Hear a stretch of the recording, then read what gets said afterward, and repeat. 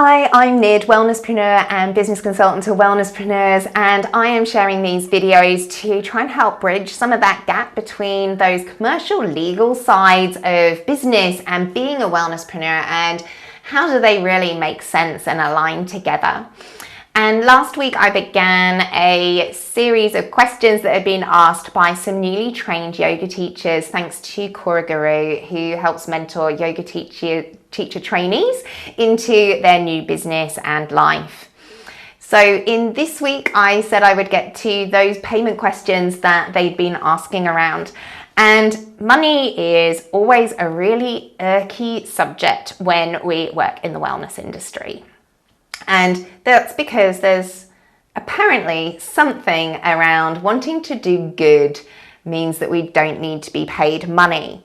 And lots of people talk about self-worth issues and valuing your skills and your gifts. And I'm not disagreeing with any of those points, because there is a lot around the history of doing things for people who are just in need and maybe don't have that money. And I am a big advocate for really finding accessible ways to share what we do. And I personally do a vast amount for free as a wellbeing teacher, but I can only do that for free if I'm making enough money and not exhausting myself at the same time. Otherwise, I overgive and then I'm too exhausted to have the capacity to actually really give from that full cup. Step one, think about it from a budget perspective. What is it that you need to have as an income? And what is it from that income that you need to have as a minimum income? And then from there, you can see what's that pay rate going to be per client in a group class, minimum number of clients that need to attend that group class for that to work and for it to be a viable group class. And then what's going to be your minimum amount for your private client work, and how long are they going to sign up to, so that you know you're making enough money with that private client. That's going to help you with what you need to set as a rate. Okay. Now, when you work with your budget, if you're somebody who has a job and you're like, I don't need to be paid anything, I can do it for free, try to think about it from the perspective that this is a part of an income that you would need if you didn't have X time in your job. Because otherwise you undermine and you undercut those people who do need to charge a reasonable rate in order to be able to survive.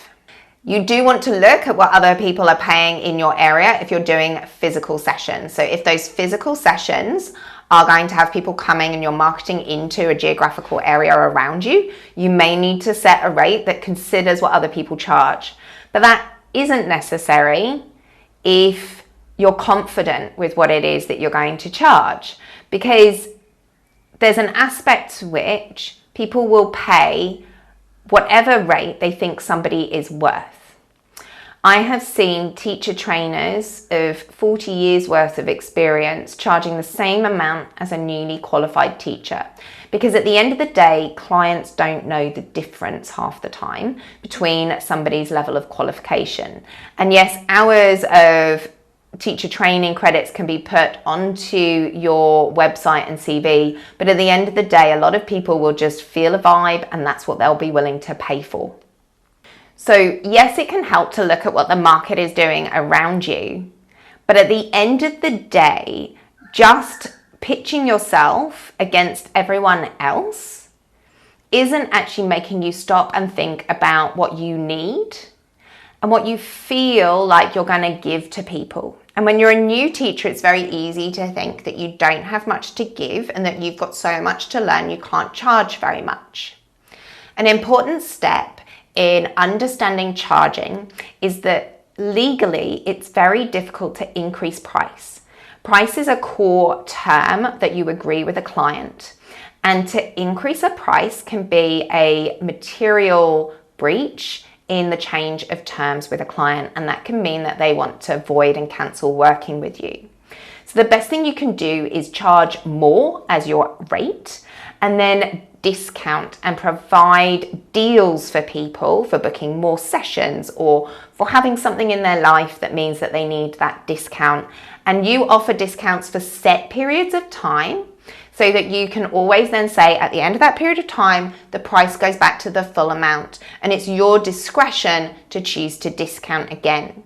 Be mindful that if you keep discounting for a really long period of time, then it can become the new accepted price, and that way then you have devalued your full value price with that client. But I want you to think about pricing being the top price you'd be willing to charge is what you advertise, and that's what you expect people to pay. You're not going in thinking about a lower price. You only offer a lower price to people who need you to offer a lower price because there's an incentive, there's a reason for it.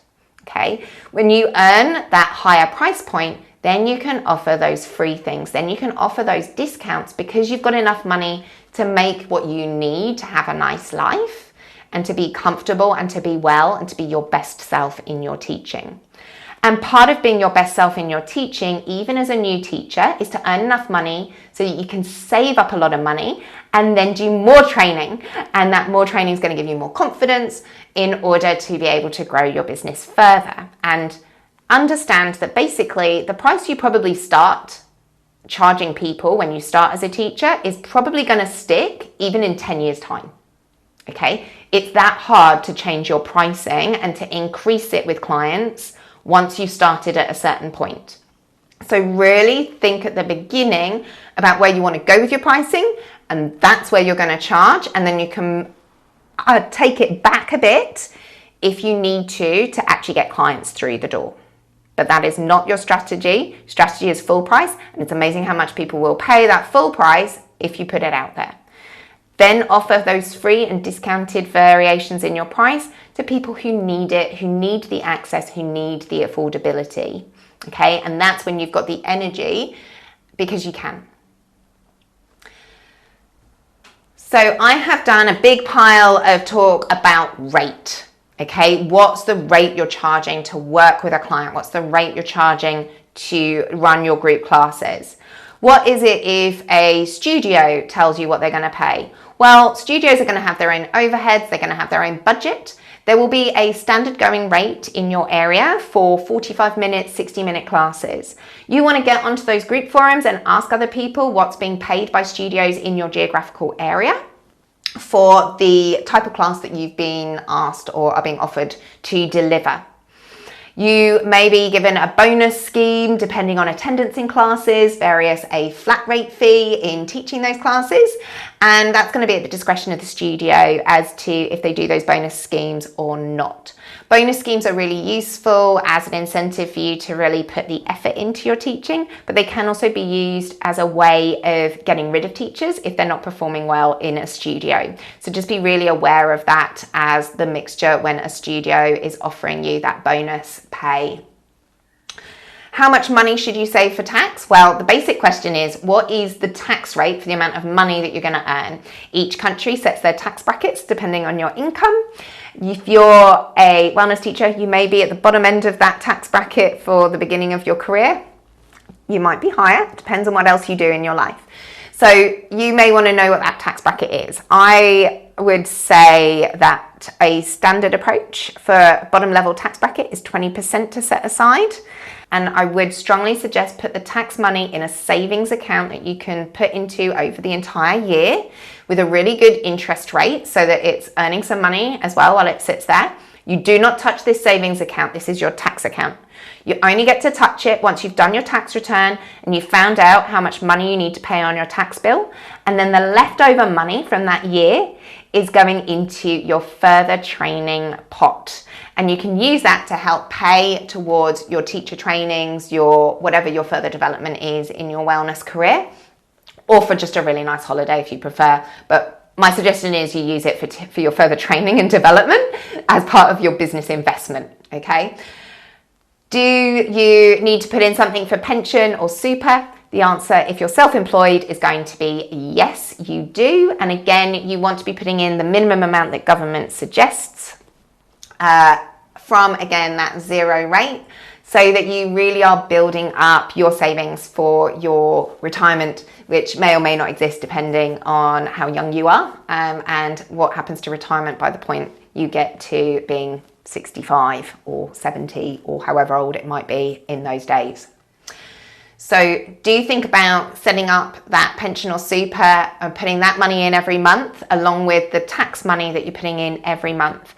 The other question that came through was about business expenses. Now this really is a tricky one because governments change the rules around what you can deduct as a business taxable expense, and that changes in different countries and in different states. So this is really down to getting an accountant who's a good accountant who's going to advise you about what it is that you can claim, and of those business expenses you then going to claim those throughout the year. So you want to keep a note, keep receipts, so that when you do your tax filing at the end of the year, all those expenses are in there, and what happens is they hopefully will reduce the amount of your tax bill when it comes to paying for your filing. Common expenses might be things like buying a camera for doing online teaching. It might be a new laptop for doing your online teaching, setting up your home studio and buying, lights and stuff like that for your home studio. It might even include potentially a little bit of money towards the bills for the electricity and the Wi-Fi for your home studio. It might allow for a little bit of uniform, which would be your teaching clothes, especially if you work in a studio that asks you to wear set uniform. That's definitely something that you're going to be able to claim as a deduction if you have to pay for the set shirts and leggings that they ask you to wear.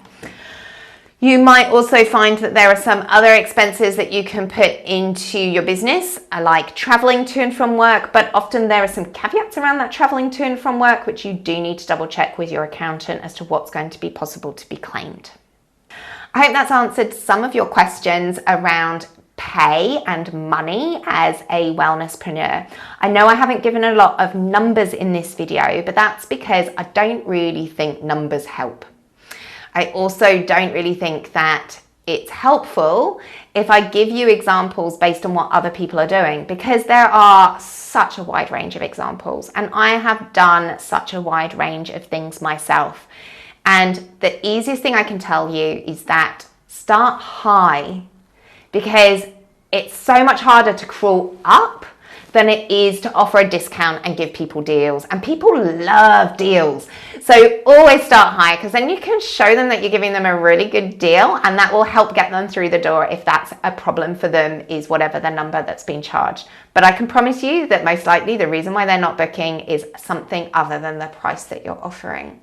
And that could be something to do with clarity of your messaging. It could be to do with how you can help them get over some of those barriers to doing whatever it is that you're offering. And so that's the messaging, that's the communication that you really want to focus on, and not worry about the money. Just set the money so that you can live and be your best self in what it is that you're providing to people. And then you can keep shining your light and doing good in this world. Thanks ever so much. Get in touch with any of your questions or comments, and feel free to go to my website, sign up either for the free 20-minute consultation with your questions around your business, or you can sign up to my email list to get access to the latest templates and the latest courses as they're released. I hope to hear from you soon with your questions, and thanks ever so much for your support. Keep sharing and giving me your questions. Lots of love.